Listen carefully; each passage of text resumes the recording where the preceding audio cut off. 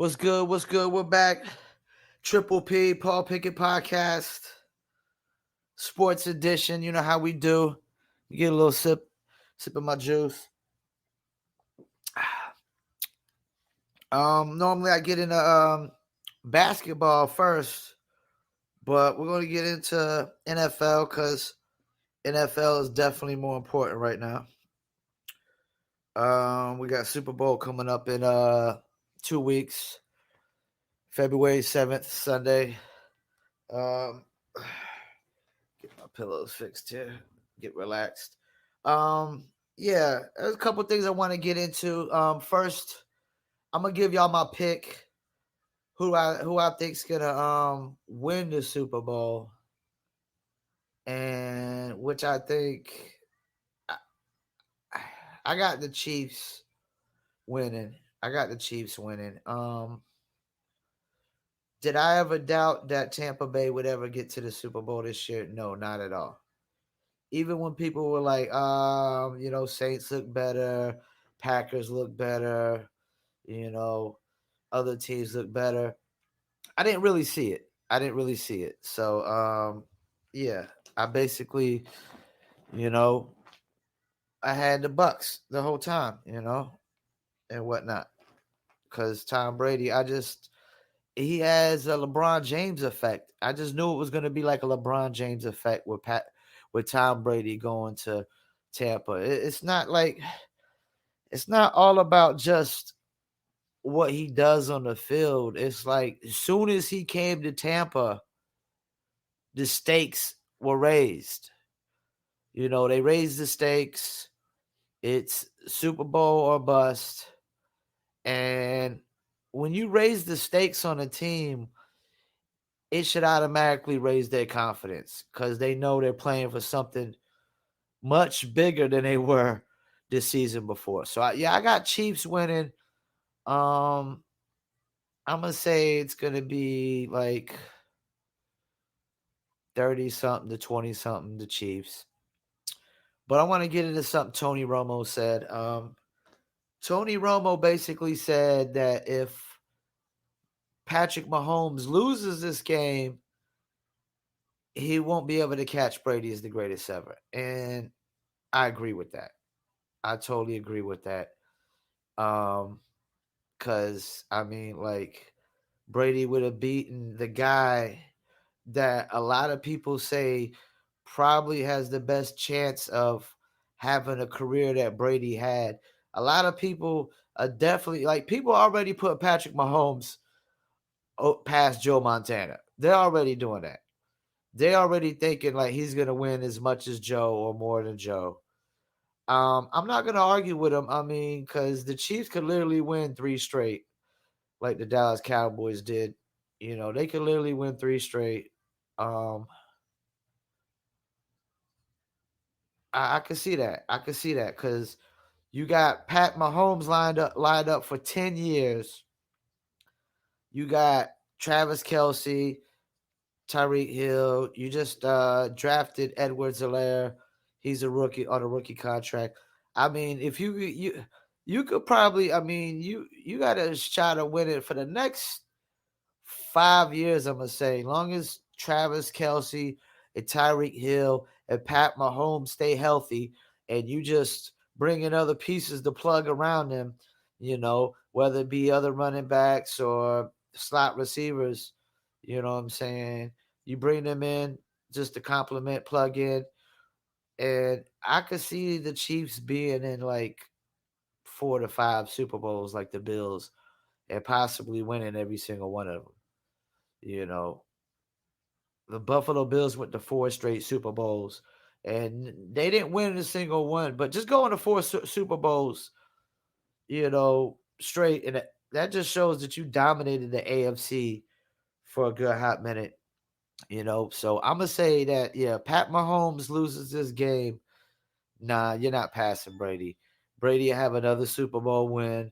Age 43, he done took out the guy that's supposed to be the guy to take him out, down the line. And, Pat Mahomes is clearly in his prime. Even at, second, third year in the league, he's in his prime. And I don't know how much better Pat Mahomes can really get.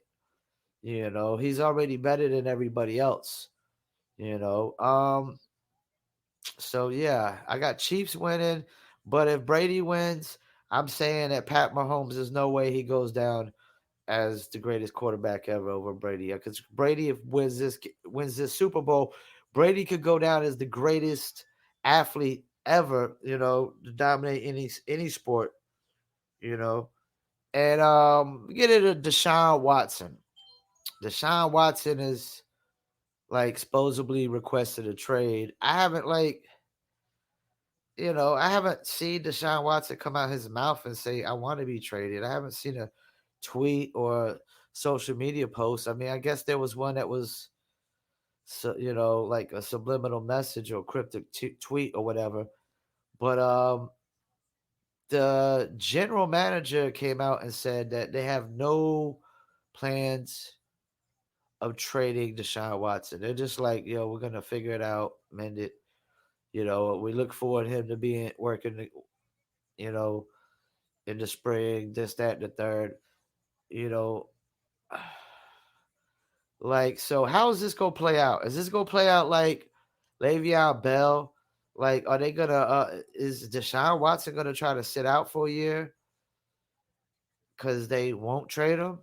I mean, I'm guessing he has enough money to do it. He seems like a smart young man. He seems like he manages his money well, probably. He's probably got other endorsements and stuff like that. But how is this gonna play out if they decide, hey, we ain't trading you, which makes sense because like people are saying this is going to be the biggest trade ever, so you gotta give me the biggest trade ever. Like whoever's trying to trade for Deshaun Watson. If you're Miami, you got to give me, Tua and a lot of other stuff. You know what I'm saying? If you're the Jets, you got to give me Sam Darnold and a lot of other stuff, a lot of other picks. You know, um, do I think the Jets, like they say he wants to go to the Jets? I don't see why. That doesn't make sense to me. He's not going to win in the Jets next year. The Dolphins would be smarter option than the Jets because the Dolphins got a defense and the Dolphins were better than the Jets this year. I think the Bears and the 49ers are good options. The Rams, I mean, there's a lot of options for him because there's a lot of teams that need to move off from their quarterback. So they might want to call up Houston and offer their quarterback and, a ton of picks. So yeah, I don't know how it's gonna play out. I think if Houston doesn't get a offer that they feel is like the best, that makes this the biggest trade ever, then they're not doing it. I mean, this ain't like basketball when the superstars, leave out. The superstars got all the leverage in the NBA. You ain't got all the leverage in the NFL. Deshaun Watson just signed a big deal. You know what I'm saying? Just signed like an extension. I want to say it's for like 4 more years. So it's not like he has all the leverage. You know, even if he sits out, he doesn't necessarily. I mean, look what it did for Le'Veon Bell. Yeah, he got a contract with the Jets, but he ain't been the same since. So I don't know how this Sean Watson's gonna play out. I just know there's a lot of teams that got to move off from their quarterback. It's about time to probably make a new move. Rams and Jared Goff. Jared Goff just doesn't look like that guy. Trubisky is not that guy. Um, Jets, Sam Darnold, nah. You know, there's a lot of teams that you know. I mean, I almost think like the Dolphins. Yeah, I mean, if you could get Deshaun Watson, go for it. But they still got to see, what Tua can really be. You know what I'm saying? I mean, he was just a rookie last year. You know, and he only played half the season, and they were kind of switching him and Fitzpatrick in and out. So, we got to see what they really could be, what he could be. But a lot of teams got to get rid of their quarterback. They got to look for a new quarterback. Patriots need a new quarterback. Steelers need a new quarterback. There's a lot of teams. Philly, they looking like they might need a new quarterback. I heard somebody saying if I'm the Giants, I call Houston and I offer Daniel Jones and Saquon Barkley. And if I'm Houston, I take it. I take it, and go ahead and trade out David Johnson for something. Get some assets back for David Johnson and some other team that might need a running back, But yeah, that's really just the NFL talk right now. Deshaun Watson, a lot of teams look to get a new quarterback, and Pat Mahomes versus Brady. I mean, like this could really dictate like if Pat Mahomes can come up and catch Brady, And if Pat Mahomes can if he goes to every Super Bowl and wins every single one, all he's got to do is go to like 5 or 6 and win all of them. He don't gotta go to 10 Super Bowls like Brady. You know what I'm saying? Because he got to just win all. Just go to 5 and win all of them, and put up a ton of stats, and he'll go down as the greatest ever. But you got to beat Brady. Old man Brady, 43, even though Brady probably playing next year. How can you not play next year? And how can you not re-sign Brady next year when he just got you to the Super Bowl? Or he's a big part of you getting to the Super Bowl. He definitely changed the culture in your locker room instantly. He brought the confidence up for all the other players. He brought the stakes up, which brought the confidence up. I mean, like going into the playoffs, nobody had the Bucks going to the Super Bowl. I didn't doubt it because it's Brady. You know what I'm saying? Avocado ice cream. I mean, what you want more to say, man? I mean, avocado ice cream. I guess we all need to be eating it. So, but that's it with the NFL. We get on with some basketball, man. Couple disappointments, man. Like, the Heat, man. I mean, I understand Jimmy Butler's out, but and you got rid of Derrick Jones Jr. and you lost Crowder, but you would think, that Hero and Duncan Robinson would have brought it up a little bit, stepped up their game and their level, and the Heat looking like they might not even make the playoffs. Toronto, they're 7-12. I mean, can they get it together? I don't know, man. I don't think Toronto's gonna make it either. I mean, Orlando, Chicago, Charlotte, New York, Cleveland is all playing better than them. I mean, top 6 teams in the East right now is Philly, Brooklyn at number 2, which I knew Brooklyn will move up. I think Philly, Brooklyn, and Milwaukee be your top 3 all season. You got Boston number 4, Indiana, Atlanta. I see that. It's your top 6. And then 7 and 8, man. I mean, you got Cleveland and New York. I don't think it'll stay that way. I think Miami could get it together. Jimmy Butler gets back. Watch out for like Charlotte or Orlando to probably get that slot. Then you get to the West. We got Utah. They number 1 right now. Utah looking good, but playoff time is going to be a whole different story. We got to see what that is. But they're looking good. But Denver was looking great like this last year, and they're not. I mean, they're looking okay, but Jamal Murray's not doing too well. You got Clippers at number 2, Lakers at number 3. I know people are worried about Lakers because they just lost back-to-back games. Y'all always do that, man. I mean, y'all always do that. Like, as soon as LeBron's teams lose back-to-back games, y'all act like, oh, all hell is breaking loose. Just like y'all did the year, like, when he took the team with Jeff Green as second best player all the way to the dang finals. Kevin Love was hurt, Yeah, they got swept, but they ran through the East. LeBron ran through the East with just Jeff Green at his second best. So y'all always be doubting them. You got San Antonio's looking pretty good. They're number 4 right now, and I think they'll hold steady like that because Popovich, they didn't make the playoffs last year, and you know they're a little San Antonio, like their players, some of them more experienced, and they got a little bit more chemistry with each other now. You got Denver, Memphis Grizzlies. Memphis Grizzlies are really holding at 6 because they're only 7-6. They ain't played all their games because of these COVID protocols and whatnot. I still think Phoenix will probably make the playoffs. Portland, I think, is going to fall out because of injuries. You got Golden State, Houston. Houston's looking good. Houston is actually the last 8 games the best defensive team in the NBA. And Golden State, I think, yeah, it'll be Golden State or Houston probably getting that last playoff spot. I see and I'm not gonna doubt Steph Curry getting that. Steph Curry, I'm a bet on Steph Curry to get that number 8 slot, man. He's just too great, man. And the other players around him are getting better. Wiggins, Kelly Oubre. That he just went to a new team, so he's got to fit in. But the West, I mean, you still got Dallas down there. Porzingis ain't even back fully healthy, but they might could miss the playoffs. I mean, it's gonna be tough, man. It's gonna be tough.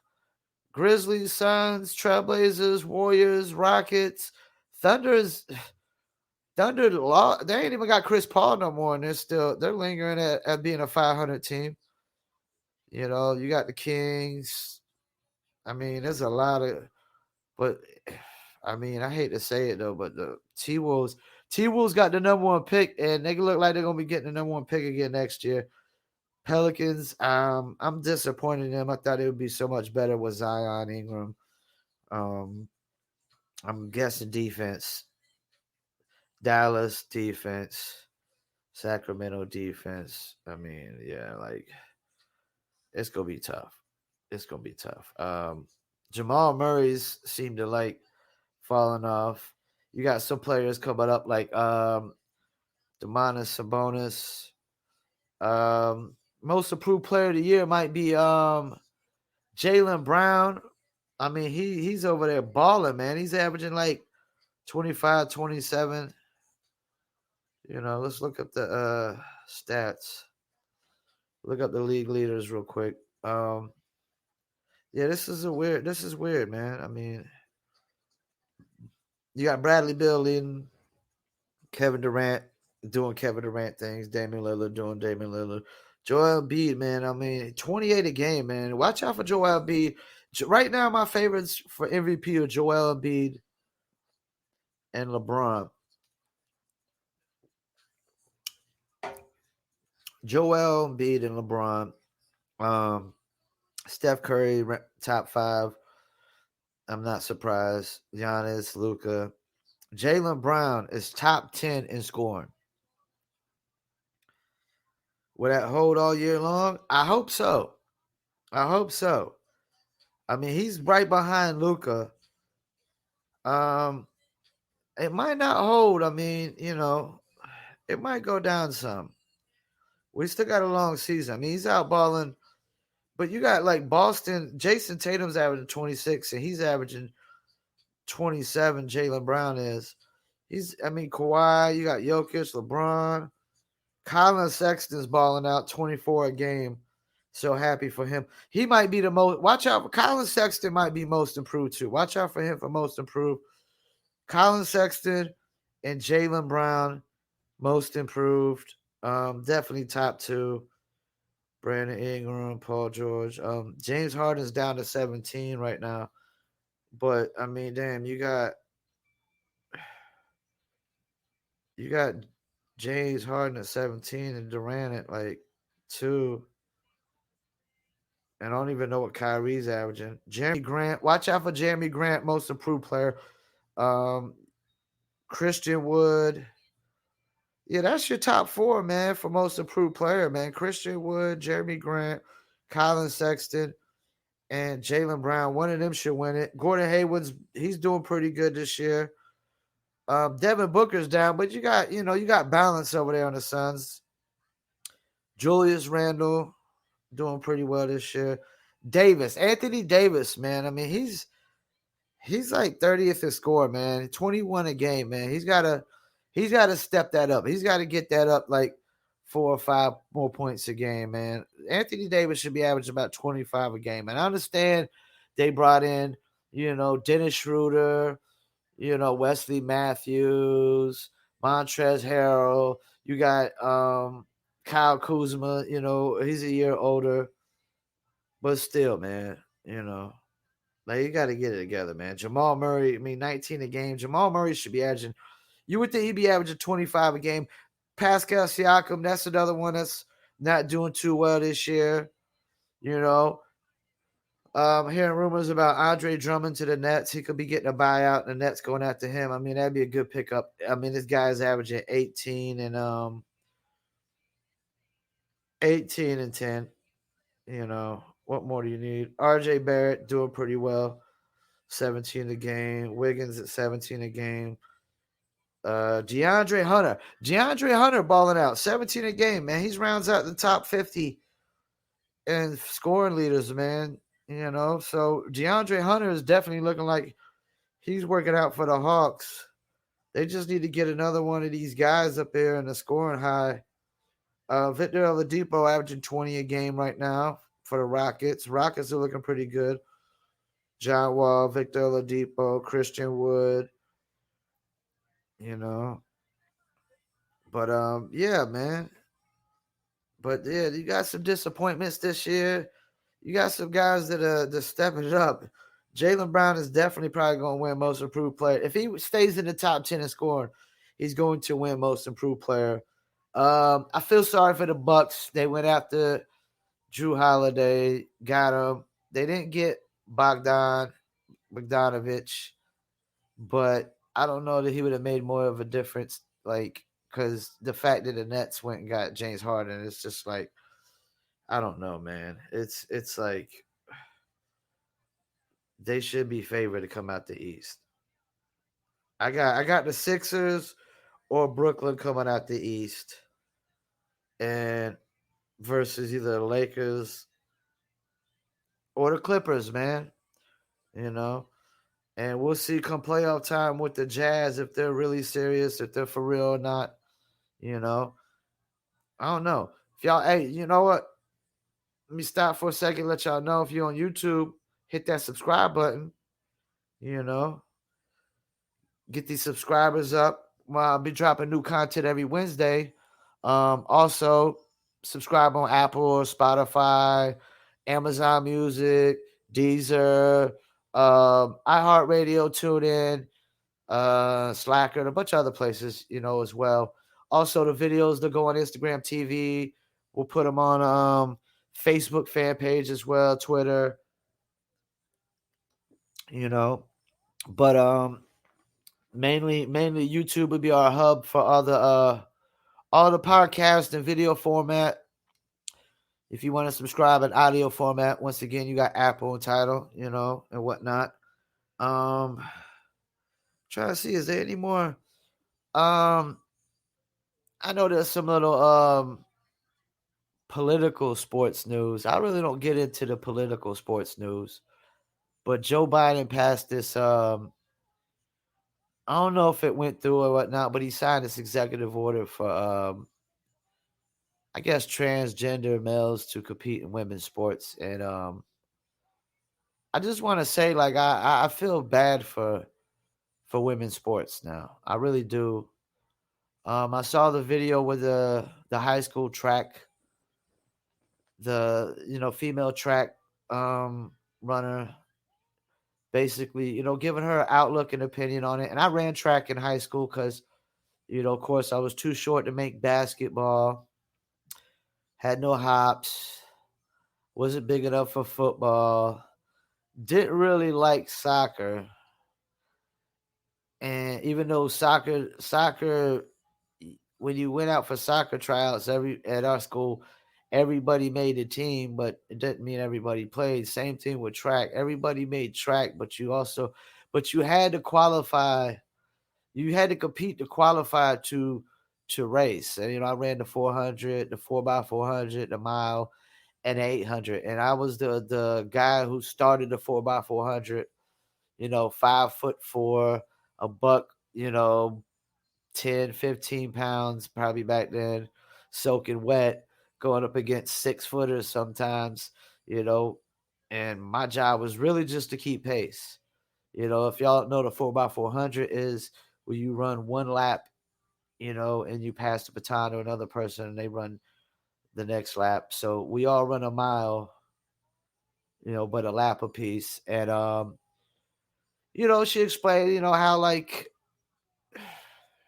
in track you gotta work so hard, just especially in sprints. I didn't do sprints, but sprints is even more, it means more to try to have to get a second off of your time. Like, trimming a second off of a mile time, it's cool. If I go from 5:46 to 5:45, but you want to really go from like 5:46 to 5:36 or 20. You want to be trimming like 5-10 seconds off at a time. You're talking about long distance and whatnot. But with sprints, every little second counts.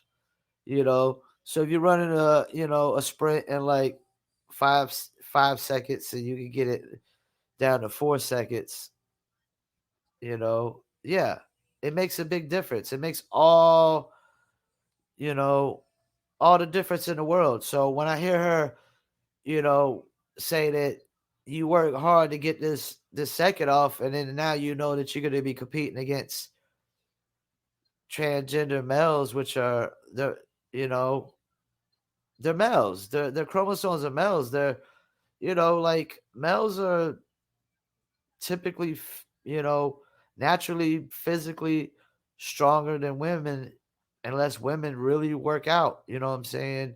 Stiff, extensively. Like the average male is always going to be more stronger physically than the average woman. It's just in our DNA. We're born with like six packs. More men have six packs and more cut. And whatnot. There's some like African tribes where they're like the all the men are born jacked, like cut, and they're just all cut and jacked, and it's just in the DNA. After a while, so it's like now you got like men that are going to be competing in women's sports, and like now it's not even going to be women's sports; it's going to be men in women's sports, and no matter what your view is on transgenders, I mean, I'm not saying that I hate transgenders and if you're gonna ask me, do I approve of it? No. Will I ever approve of it? No. Will I ever accept it? No. Do I hate transgenders? No, because I mean they ain't done nothing to me for me to hate them, but it doesn't mean I have to accept their view, or their lifestyle. You know what I'm saying? Like I don't have to accept. But so now women's sports is going to be women and men's sports. So you're gonna have men's professional sports, and you'll have women's and men's professional sports, or women's and men's college sports combined. Because now you're gonna have transgender males competing in high school sports, college sports, and pro sports, and it's just not fair for the women that are just trying to compete to be the best professional of all the women. You know what I'm saying? I mean, all due respect, like I understand, like they say the level of competition in women's basketball is the same as men's. No, it's not. They're not dunking through the roof. They're not jumping through the roof like these men are. Like these guys that jump so high their head can touch the backboard of the rim. I don't see no women in sports that are physically statured like LeBron James and athletic as LeBron James. Like you got Derrick Jones Jr. jumping. Like women ain't jumping through the gym, man, like that. Women could barely dunk in basketball. It's not the same level of competition. So like for women, they're trying to compete to be the best, women in the world at their sport. But now they got to compete with men, and it's like, okay, that's like if you put Brittany Griner in the NBA for a week. I mean, she's gonna get obliterated. She won't be able to do nothing. She'll get obliterated. She'll get demolished. You know. she'll get demolished by these big old centers. You know what I'm saying?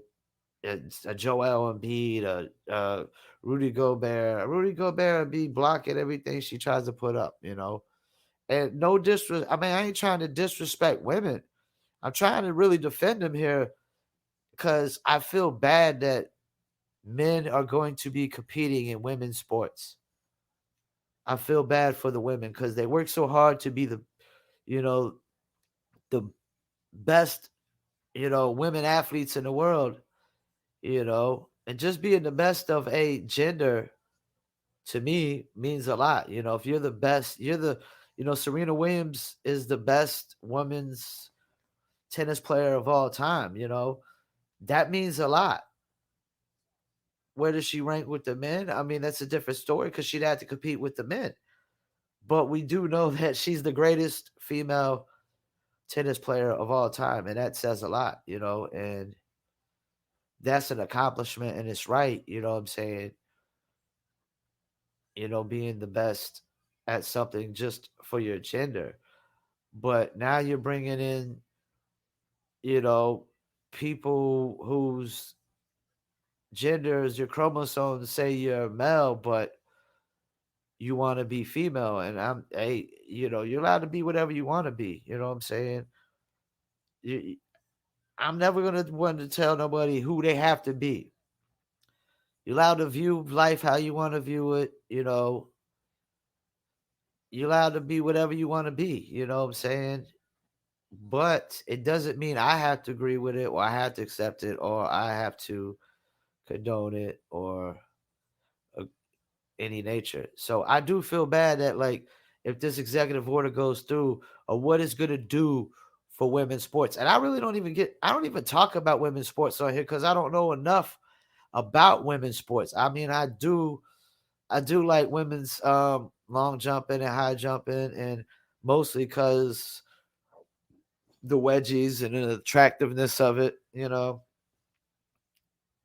It's very very sexy, but I don't watch enough women's sports to know enough about women's sports, and I don't like to speak on nothing that I don't really know about. Because then you kind of look senseless and clueless. But one thing I do know is that bringing this transgender thing in is going to change women's sports. It's not going to be no equality in women's sports whatsoever. No equality in women's sports whatsoever when you let transgender males compete. There's no equality whatsoever. It's not equal. It's just not fair. It's not fair that this, you know, naturally born man who has, typically 9 times out of 10 men are, they say women mature faster and we're just naturally stronger typically. I mean, that just comes from us being the hunters, you know, and the women's being the gatherers, When you go off of the caveman theory of the man hunted and the woman cooked together. She gathered berries and gathered nuts and stuff and herbs, and we hunted, It's a big hunt all day and gather all day. Your physical, it's a different kind of exercise. It's a more extensive, to be hunting all day. When you see these African tribes, they're running all day and hunting they're hunting all day. These guys, I mean, it's like, it's like a Native American kind of life that they live. They hunt all day just to find one meal to eat, and that's really your job for the day. In some of these tribes is to hunt, So yeah, hunting is a different exercise than gathering berries, and that's how it really works with the philosophy of it. I mean, nowadays you got some women that are jacked that. I mean, women are jacked lifting weights like crazy. I mean, cut out the, but still, like, they can only get but so big. They can only get but so big. I haven't seen too many 7 foot, 300 something plus pound women like Shaq size. I haven't seen too much of that, you know. So yeah, like it's just not fair, man, for women's sports that they pass this through. I honestly feel like they if they want to compete, then they need to compete in their own league, you know, or they need to try to compete in the men's leagues with other men. If you know the men's league will accept that, of course, you know what I'm saying. But that's of course again that's another it's another touchy subject, man. Like I said, I'll never really get to these political things, but it has to deal with sports. And I just don't think it's a good thing to pass this through, especially day one, that's your agenda. It's just really, I have to question, you know, your agenda for this country, period. When day one, your number one agenda is, you know, trying to get transgenders into female sports. What does that have to do with Corona and economy right now? Like, that's the main two things we need to be fixing is Corona and economy because you know, you shut down the economy because of Corona and COVID, and you still haven't got a handle and a fix on COVID. And, you know, you thinking like you're going to get a handle and a fix on America, a country that's built off of freedoms. And then you're trying to take these freedoms away from people slowly but surely. And like, they're not going to resist. Come on, man. You can't give people all the freedom in the world and then take away their freedoms and think they're not going to resist. You know, I mean, you can even when you enslave people, they there's people that resist. You know, even when you just solely take every freedom a person has in one day and enslave them, they're going to resist. You know, but yeah. So that's how I feel about that, man. They don't need to pass that whatsoever. I really don't know why that's you know should be an issue like year one in your campaign as a president. There's more important things we need to worry about than that right now, like you know, climate change, economy, COVID, um, the racial tension that's going on, unemployment, homelessness. You know, the list goes on. All those things I think come, you know, education. Education sucks compared to a lot of other countries. You know, there's so many things that are more important before we get to the issue of letting men compete. Men who want to be women compete in women's sports. Okay, once again, hit that subscribe button in that right hand corner. Um Apple, Spotify, Deezer, Amazon Music, iHeartRadio, Slacker, TuneIn, all those places you can subscribe to the audio podcast, video podcast. You know, you subscribe to the YouTube, also Twitter, Paul P Podcast, Facebook, Paul Pickett Podcast. You can Google Paul Pickett Podcast, and that's how I do, man. We're gonna be trying to drop these videos every Wednesday, so be tuned in every Wednesday. We'll have an ad running basically try to get the subscribers up and once again hit that subscribe button in the right hand corner. Once again, I'm Paul Pickett. This is the Paul Pickett Podcast, and I'm out.